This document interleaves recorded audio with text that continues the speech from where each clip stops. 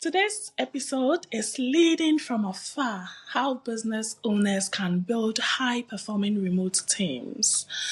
I'm Theresa, and welcome to episode 2 of Remote Working Made Easy. I'm your host and also an HR consultant, remote work strategist, and someone who believes that work should fit around life, not the other way around.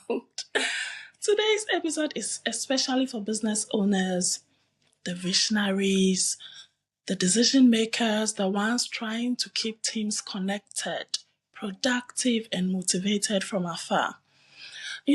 Remote work isn't just a post-pandemic experiment anymore. It is the future of how we build and scale organizations. But let's be honest, managing a team you don't physically see every day comes with challenges. How do you keep these people accountable? How do you maintain trust? How do you make sure work actually gets done? So today we are diving into how to lead high-performing remote teams without micromanaging or losing your company culture. The first segment, we are going to talk about shift from control to trust. One of the biggest mindset shifts every remote leader has to make is moving from control to trust. In a traditional office, you can see who is at their desks, but in a remote setup, that visibility disappears, and that's where some business owners panic. But the truth is, remote work isn't about monitoring time. It's about measuring results.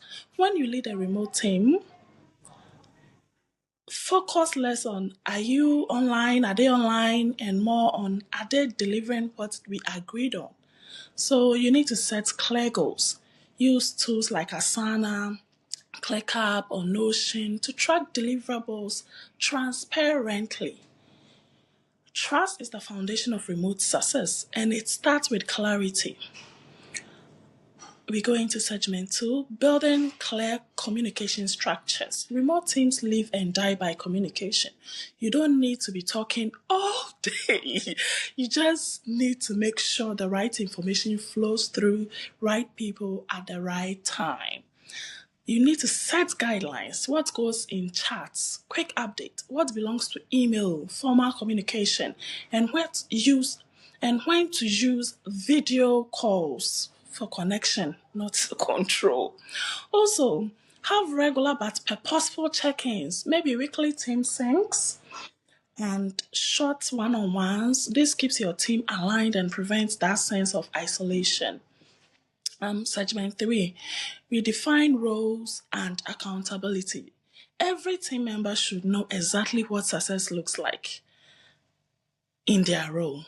Use SMART goals or objectives and key results so that progress is visible and measurable. As a leader, your job isn't to do the work. It's to create an environment where great work can happen. When accountability is clear, you don't need to micromanage your team. Naturally takes ownership.